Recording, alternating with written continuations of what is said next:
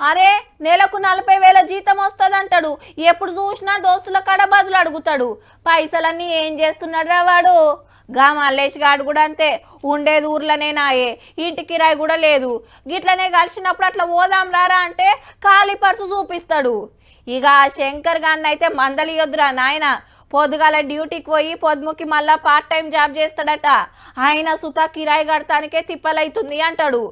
ఎవరిని మందలిచ్చినా గిట్లనే ఉన్నది మరి.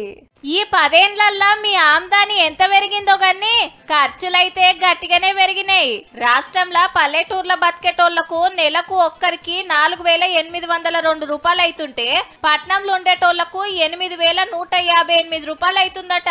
అంటే ఇంట్లో నలుగురుంటే ఊర్ల నెలకు 20,000 వచ్చినా పట్నంలో 30,000 వచ్చినా బతుకుడు కష్టమే.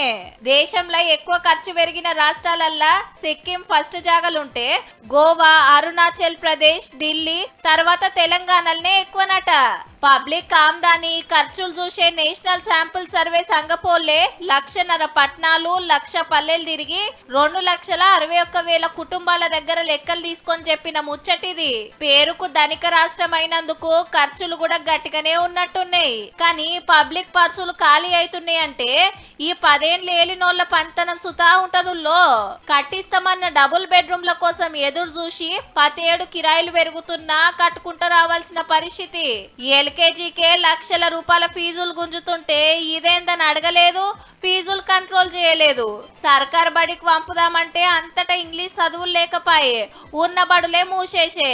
కరోనా టైంలో దవాఖానా బిల్లులు కట్టలేక ఆస్తులు అమ్ముకుంటే ఒక్క దవాఖానా మీద కూడా యాక్షన్ లేకపాయే.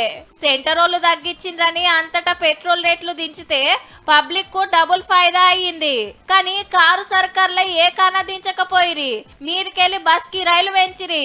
ఒక ఇంట్లో ఖర్చు పెరిగిందంటే తిండి కంటే ఎక్కువ అయ్యేది ఈటికే. అప్పటోళ్ళు రేట్లు దించుడు మీద నజరేస్తే కొంతన్నా తిప్పలు తప్పునేమో. ఇవి కాదని పండుగలు, దావత్లు, పెట్టుబోతలు, సినిమాలు, షికార్లు కలుపుకుంటే వచ్చే జీతానికి అయ్యే ఖర్చుకు సంబంధమే ఉండదు. నెలాఖరు వచ్చే వరకు ఎదురప్పులే. రాష్ట్రం అంతటా పరిస్థితి గిట్లున్నది. ఇక మీ ఇంట్లో ఎట్లున్నదో మీకే తెలవాలే.